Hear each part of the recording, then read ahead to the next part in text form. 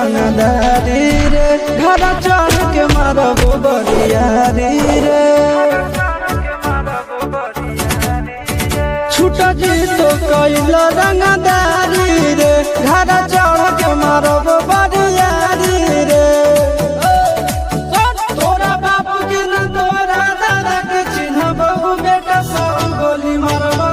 एगो गिनबो तोरा बाप के न तोरा दादा के चिन्हबो बेटा सब गोली मारबो एगो गिनबो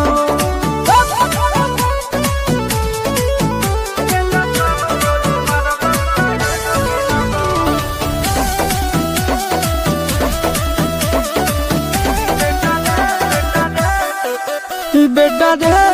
काटा से ठोक देबो चिमनी के भाठा में झोंक देबो देखबो कवन बाप बचैतौ तोरा प्रशासन के गाड़ी भी रोक देबो बेटा रे सुनो बेटा रे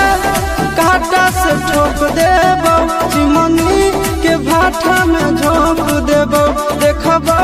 कवन बाप बचैतौ तोरा प्रशासन के गाड़ी भी रोक देबो तोरा जैसन के हम खड़े खड़े गिनबो बेटा सब गोली मारबो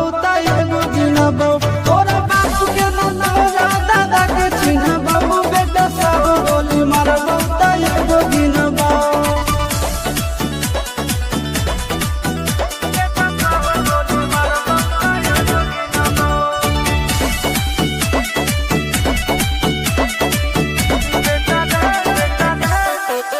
बेटा रे दौड़ा के बाजार में मारबो